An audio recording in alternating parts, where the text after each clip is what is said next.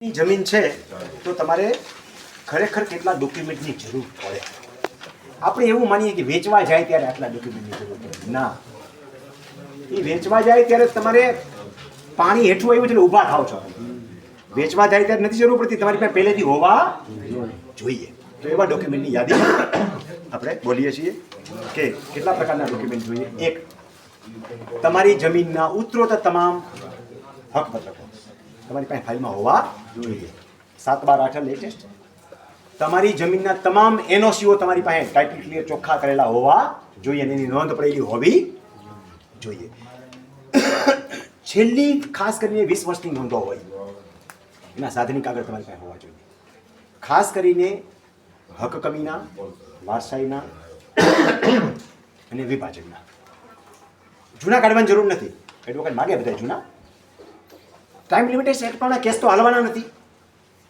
Time limitation act હાલશે તો છેલ્લા 15 વર્ષ તમારી છેલ્લી 4-5 નોંધ હોય એના સાધનિક કાગળ હોય તો ચાલે. લખી દે એડવોકેટ બધું. પણ તમે એને કહેશો સાહેબ આ નથી અવેલેબલ, તો કાંઈ દાખલો લઈ આવે એટલે હાલશે. કારણ કે એના દાખલા જ મળે, બધું રેકર્ડમાંથી મળે નહીં. પણ નીચલા હું કામ હોવા જોઈએ? મેં વારસાઈ ચડાવી, મારા 3 ભાઈના નામ ચડાવ્યા, બેનનું નામ ન ચડાવ્યું, છુપાવ્યું.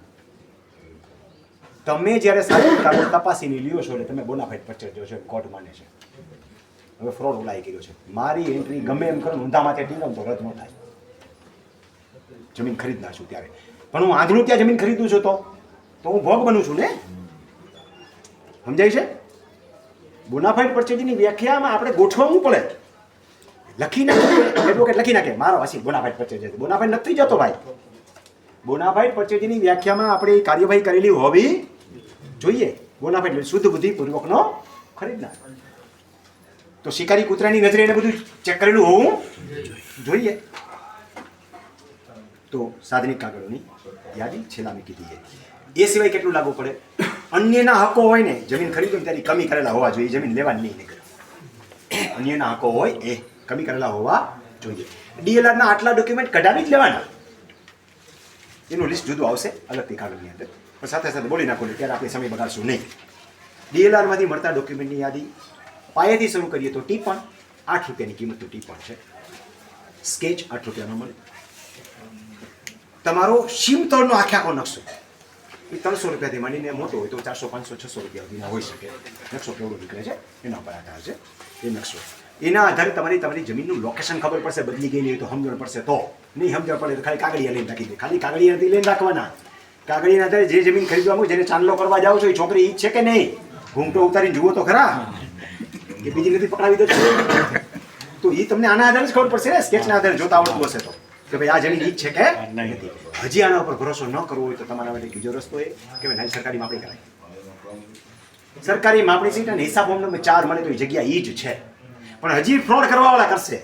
મેં કરાવી લીધી હોય આ, પછી આમાં મારે ડખો હાલતો હોય એટલે હું બતાવું આ રહી જો અને પકડાવું ઓલી. સમજાઈ ગયું? તો તમને હું જ પડવી જોઈએ કે આ સીટ આઈની નથી ભાઈ. એટલું તો જોતા આપણે પછી એડવોકેટ ઉપર બ્લેમ કરીએ. મારા એડવોકેટે ધ્યાન નથી. તારો એડવોકેટ ઓફિસમાં બેઠો છે, સ્થળ ઉપર તો તું જોવા ગયો છે. એડવોકેટ ક્યાં આવ્યો સ્થળ ઉપર જોવા? તો એટલી હું તો આપણને હોવી જોઈએ. આજુબાજુના સર્વે નંબરવાળાનું નામ પૂછી લેવાય, પછી એની રોલમાં જઈને જોઈ લેવાય કે આપણે જે સર્વે નંબર લઈએ છીએ એ આજુબાજુ સર્વે નંબર આ છે કે નથી. એક્ઝામ મેળવી લેવાય, ખબર પડી જાય કે ન ખબર પડી જાય. બધી ગયેલી જમીન હોય તો આપણે આવું કંઈ કરતા નથી. હવે ચતુર્સીમન દાખલો પંચાયતમાંથી લીધેલો હોવો જોઈએ, માગશે. પછી ડીએલઆરના ડોક્યુમેન્ટમાં હજી સીમ ખડો, આકારબંધ, માપણી રજિસ્ટરની નકલ, મૂળ માપણી રજિસ્ટરની નકલ. તમે માપણી કરાવી જુદી વસ્તુ થઈ. મૂળ માપણી રજિસ્ટરની નકલ, સીમ ખડો, આકારબંધ, ગ્રામ નમૂનો 1, ફેસલ પત્રક. આટલી વસ્તુ તો મિનિમમ હોવી જોઈએ. જૂની માપણી સીટ જો એની કઢાવી હોય તો એમટીઆર નંબરવાળી હતી. મેન્યુઅલ એન્ટ્રી કરતા ને આપણે તો મેન્યુઅલમાં એમટીઆર નંબર આવશે.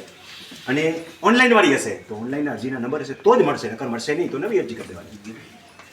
હિસાબ નંબર 4, કમી જાસ્તી પત્રક, ક્ષેત્રફળ બધા મેળવવાના શીખવાડીશ. એ મળેલા હોવા જોઈએ. ટાઇટલ પત્રક મળેલું હોવું જોઈએ. આટલા બધા ડોક્યુમેન્ટ વ્યવસ્થિત હોવા જોઈએ. હવે બાકીનું તમારે કરવાનું છે, એડવોકેટે નથી કરવાનું. એ જે સ્થળ ઉપર જવાનું, જોવાનું આમાં હાલવાનું હલણ ક્યાંથી છે તો કે મોઢાગરા સર્વે નંબર બીજાનો આવે છે એમાંથી હું હાઈલો જાઉં છું તો પૂછાય કે આ સર્વે નંબર કોનો છે ભાઈ? હલનનો હક છે લખેલો છે તો દેખાડ ને કરાય પેલા એને હલનનો હક લખાય અને નવા હલનના લખ લખાવો ને ત્યાં દસ્તાવેજમાં પેલા એની પાસે એફિડેવિટ કરાવવાના રજિસ્ટર કચેરી સહમતિમાં બોલાવવાના એટલે દીકરો મારો ફરી ન જાય નકર એફિડેવિટમાં ફરી જાય પાછા એટલે એફિડેવિટ તો કરાવી લેવાનું પછી દસ્તાવેજ વખતે સહમતિમાં સહી કરવા બોલાવવાનું નકર કહી દે એફિડેવિટ તમારું ખોટું છે ક્યાં સહી કરાવી મને ખબર નથી ઓલા ભાઈ મને છેતરપિંડી થાય સાક્ષી ભેગો રહ્યો તો નહીં સહી કરાવી મેં કરી નાખી ભગવા દેવાનો થતો નથી હાંચો છે ને ઓલા કૂતરા પકડવા વાળાના હાંચા જેવો તમારો હાંચો હોવો જોઈએ ખબર છે ને એ બધી કૂતરો પેકડા પછી ટાઉં ટાઉં ટાઉં કરે પણ નીકળી કે નહીં એટલે આપણો હાંચો એવો લઈને જવાનો કે તમારા ગળામાં કઈ નાખી શકવો જોઈએ નહીં પછી આપણે નો એને કામ કરાવી દઈએ બધું કમ્પ્લીટ હોય તો આટલી વસ્તુ ડોક્યુમેન્ટ સાથેની તૈયાર રાખી આપણે સ્થળ ઉપર જોવા ગયા પાણીનો હક દેખાય પૂછી લેવાનો કુવામાં નજર નાખવાની 2 પાઇપલાઇન નીકળે છે તો 2 હુંકે ડંડા હુકમ નાખ્યા પૂછવાનું આ બધું એક ખુલી નાખીને આપણે જોવું પડે ખબર પડી જાય ને 2 ડંડા નહીં ખાવે દેખાય નહીં ત્યાં જાવ એટલે ધોરીઓ ક્યાંક બીજે જાતો આપણે દેખાય તો ખરો ને કે ધોરીઓ જાય છે ન હોય તો પૂછી લો ને કોઈને પાણીના હાથ નથી ને પછી 7 નંબરમાં વાંચવાનું કોઈના છે નહીં ને 7 નંબરમાં 9 સ્થળ ઉપર હોય તો ડખાનું ઘર છે આપણે ડ્યુટી માથે પૈસા મૂકવા છે તો ડખાવડું આપણે શું કામ લેવું મારે બરોબર આખું ખુલી રાખશું તો ખબર પડશે બાકી છેતરપિંડી કરવાનો તૈયાર જ બેઠો છે એ નહીં કે એના ભાઈ એને ડખો છે એ તો પછી આવશે એનો ભાઈ કે મારું આટલું અહીંયા બાકી છે અને એની સમાધાન વળી જુદું આપણે કરવું પડશે લાઇટ બિલના કનેક્શન જોવાના કંઈ કેટલા થાંભલા ઊભા ટીસીના 2 ઊભા તો એલર્ટ થઈ જાઓ કારણ કે એવડો બીજાનો ઊભો છે એમાં બીજું દીએ ત્રીજું દીએ તો એમાં ડખાનું ઘર થાય આ બધું છે ને પછી એડવોકેટ ઉપર બ્લેમ કરીએ નિખિલભાઈએ મને એનઓસી લખી દીધું એલા એને ઓફિસમાં બેઠીને લખ્યું છે જમીન જોવા તું ગયો છે એ કાંઈ ભેગો આવ્યો નથી તો ભામણ જેવું છે છોકરી જોવા તું ગયો તો એને ખાલી ફેરા ફેરવી દીધા તો તારે જોતી વખતે આ બધું ધ્યાનમાં રાખવું જોઈએ તો ઘણી બધી વસ્તુઓ સ્થળ ઉપર જઈને જ આપણને ખબર પડે સ્થળ સિવાય ખબર પડતી નથી પાણીના નિકાલા જોવા જોઈએ પાણી નિકાલ કાઢિયા સુધી જઈ આવાય તો પાણીની કાઢીઓ ક્યાં જાય છે અને પાછળના કાંતિભાઈ છે કાઢવા દે કે નહીં ભવિષ્યમાં એ જોવાય કે આ કાંતિઓ વહરો છે નહીં કાઢવા જોવે ને કાંતિભાઈ નામ એટલે લો છો બાજુ કોણ કઈ જ્ઞાતિનો છે જોઈ લેવાય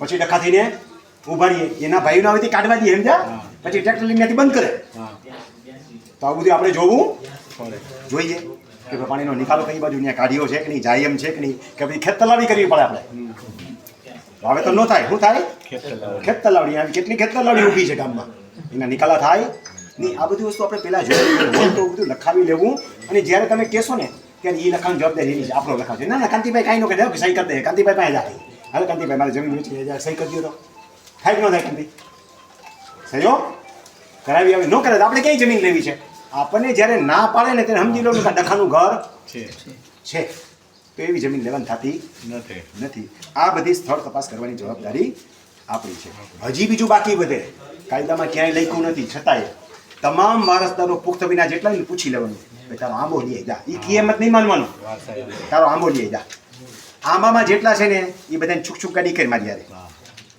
એફિડેવિટ નથી લેવા એફિડેવિટ લ્યો તો એવા રજિસ્ટર કચેરી બોલાવી લેવાના દીકરા મારા કારણ કે એફિડેવિટ પડકારી ગયા છે એ જાણ રજિસ્ટર કચેરી લઈ જવાની સહમતિમાં સહયો લેવાની પછી ભલે દીકરો મારો તમારું કાંઈ બગાડી દઈએ પછી હામોનો હાંચામાં લઈ આપણને ફરિયાદ દાખલ કરતો ખોટી ફરિયાદ દાખલ કરવી એ પણ ગુનો છે અને નવા કાયદાની અંદર જોગવાઈ છે 2 વર્ષની જેલની સજા છે ઉપયોગ કરવા માટે પણ તમારી પાસે પ્રૂફ તો હોવા જોઈએ ને કે આ ખોટો છે એફિડેવિટ મેં કહી દે મને ખોટી રીતે સહી કરે બાપા મને ખબર નથી મેં એક કેસ મૂક્યો તો બાપ દીકરો બાજે છે મેં હાકી લીધો ખબર છે ને હાંભળો છે ને તારા બાપને માર દે કે મારો બાપ નથી મતલબ તલવાર લઈને માર તારા બાપને ખરીદનારને હું કામ મારસ તું તમારા બાપ દીકરાને ડખો છે હળાવવાનો ખરીદનાર ઉપર ઘા કરો તમે કે મારા બાપાએ મને પૂછ્યું નહીં જમીન વેચી નાખીએ આવું થવાનું છે આપણે સહયો એફિડેવિટમાં જ નહીં કરાવવાની એડવાન્સ એફિડેવિટમાં તો કરાવી જો પૈસા દેતા હશો ને તે હોયના નાકામાંથી કડકવા તૈયાર થાય હા બાકી એમાં પૈસા દઈ દીધા પછી ખટારો જે ગેટમાં કરતો હોય છે ને એમાં એ નહીં નીકળી શકે